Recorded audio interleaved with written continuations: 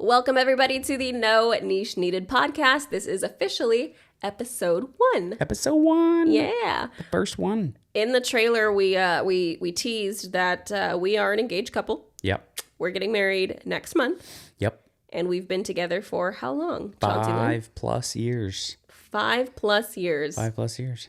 And we have quite the story to tell. Heck of a story to tell. Everybody that we tell our story to, how we met, and then how we proposed, or how you proposed, not we, but everybody always says, wow, that how could we be proposed. How I proposed. how you proposed. I was trying to say something else. You're gonna get a lot of that in this podcast.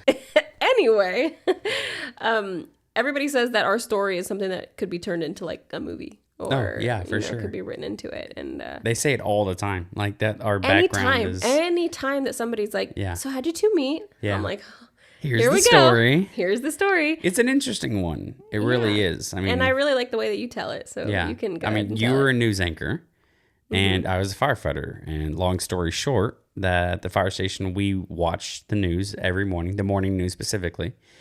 And in the town we're in, we go through news anchors like toilet paper, basically. They just come in and come out because they realize they're going to move on to bigger, better things.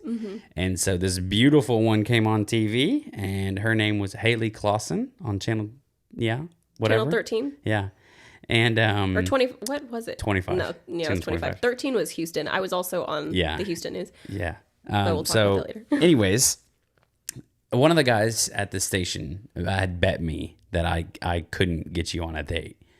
And so I kind of did a deep dive on Haley Clausen and her social media and found her on Instagram, reached out to her, slid into her DMs, as the kids would say. Oh, yeah. And the first thing I said to you... the pickup line. Yeah. You have a beautiful voice. Yeah. I'd love to hear it in person sometime. Yeah. And what went on in your head when you heard that? Well, at first I was freaked out. I'm like, who is this?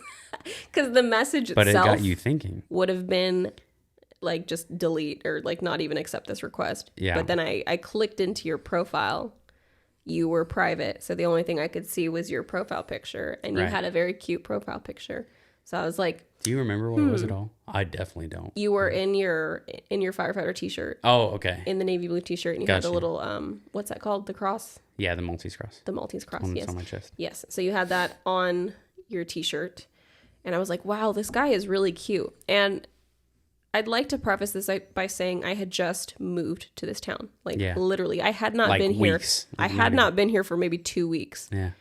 And this guy slides into my DMs. He's cute. But when I had moved here, I was just like, I want to have fun. I want to go out and meet people. I don't want to, get tied down by anybody. I just want to have fun. Mm-hmm. And then you came along and the rest is history. Yeah. Because our first date was at the bowling alley in this little town. And then McDonald's. And that was not Chance's choice. I would just like to say Chance is a very... I try to be classy. You're a classy... but not. No, you're a classy person. I'm just saying there wasn't a lot to choose from in this town. There's an Olive Garden, and I think that's as fancy as it got in that town. Yeah. So I had just said, it was a long day at work. We've got this big news party coming up tonight, and we're gonna go to the bar and have fun. So let's just eat something before we go. Right. And that was McDonald's, and I love McDonald's. Big Mac girl over here. So that's what we did. We went through the drive-through, met up at a coworker's apartment. Pre-gamed at the apartment. Yeah. Headed on over to the bar, which was a very interesting place for the second part of a first date. Yeah. I was not very smart. I got drunk. And I debated. Maybe this isn't not my finest moment. Probably not the greatest first impression. Yeah, but I took you home. Yes. To your apartment and laid you in bed, and then I. It was very classy. Chance is a big gentleman, so he literally... Chivalry is not dead. It's not.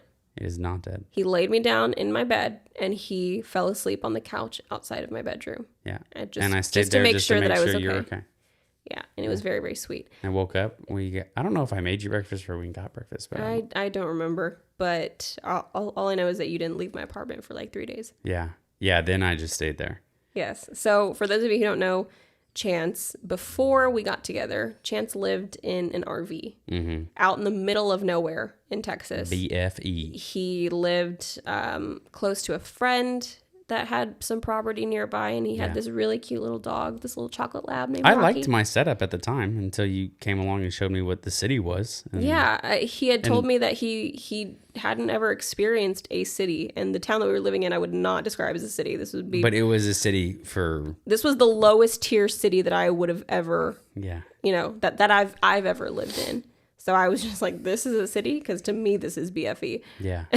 And he's like, no, the fact that you can go down the street and get groceries without having to drive an hour is so crazy. DoorDash food? DoorDash? You can get delivered? Yeah. Oh, wow. That's just like a luxury. And I was like, okay, this guy's weird. So but it's fine. Ended up slowly bringing a bag over, and then it was 2 bags, and then 3 bags, and about 3 months go by, and I had not left her apartment at all, period. I mean, I never did. And so I was like, you know what? Maybe I should just sell the RV.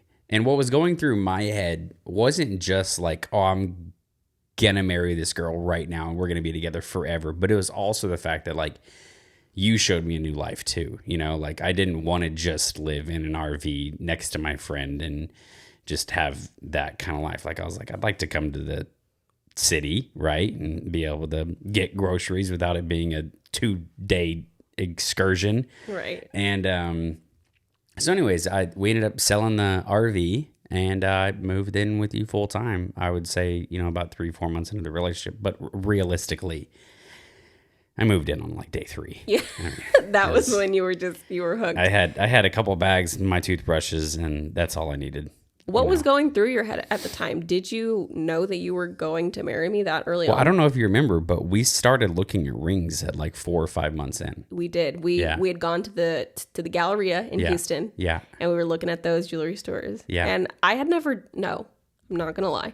I had done that with one past boyfriend. Right. But it had never, that's a story for another day. We'll have a podcast talking about our exes and all that relationship. Yeah. But this was the first time that it was like you were interested in it. Mm-hmm. And I've always been interested in your things, though. Like, that's the cool thing about both of us, and that's another thing we get into. We have is like shared interests. Yeah. And ladies listening to this podcast who are single and are in the dating game, Chance has a lot of green flags. Very like slim to no red flags. No, I don't even think you have any red flags. Wow. I mean, like, genuinely, can you think of any red flags that you might pose?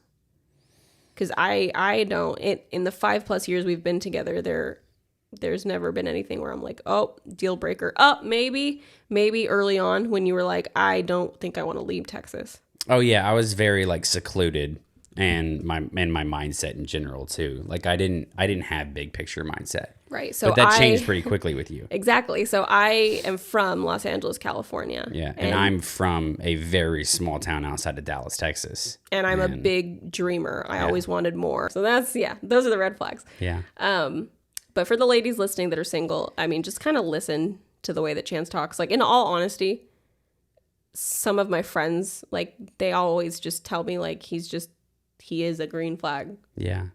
Like, there's Thank nothing. you so much. So, yeah. And that's it. It's funny, you say that too, because that's everything that my friends have ever said is just the fact that, like, no one's ever found a red flag with you. Well, okay, one for you was the opposite, right? Okay. Was like, so my family's very secluded. They want my wife to want to live in Texas and stay here forever. And I feel like that's probably the only flaw or whatever that anybody's ever had with you. Mm-hmm. Other than that, it's the fact that you're extremely kind. Like, you put everybody, before yourself, and everyone sees that constantly. And so for the men out there looking for a good woman, that's what you need to look for. I mean, I've got so many friends that always are just bragging about the fact I game a lot. And so, like, Haley will come in and she'll just bring me food. And I'll be like, hey, and I FaceTime with my friends while I'm gaming, and they're like, wow, how do I get someone just to bring me food while I'm gaming? Like, there's no... And it's not because I have to. No, you just because do. I just But that's what Chance does for me too. It's like we have we both do that for each other. It's not the old fashioned way of, oh, the woman does everything and the man just works. Like we genuinely do. I literally cooked all 3 meals yesterday. Cleaned. Chance is the one who does more of the, what society would say are the feminine roles. Like you like to clean, you like to cook. We just have a good balance, and I think it's a very good balance. It's very, very good. Just with the way things are now in society, it's so nice to just be able to be in a relationship like that. Our current status is so balanced, but it's our background that's so balanced too, in such different ways. Of the whole point of No Niche Needed, of the fact that you come from various different backgrounds of, what are your different things? Like what? So I was a singer. I wanted to be a singer for so long. I went into marketing. I was a news anchor. Yeah. Now I'm working in a producer role. But just a lot of different things. I didn't have just one thing that I loved. And that was because growing up, it was drilled into my head. That you just have to, work really hard at one thing, be really good at one thing. And I, from the beginning, was like, no, I like doing all these different things. Yeah. I am the jack of all trades, master of none, which is fine. But I mean, I've been able to apply every skill that I've learned from all these different things into anything I do. Yeah.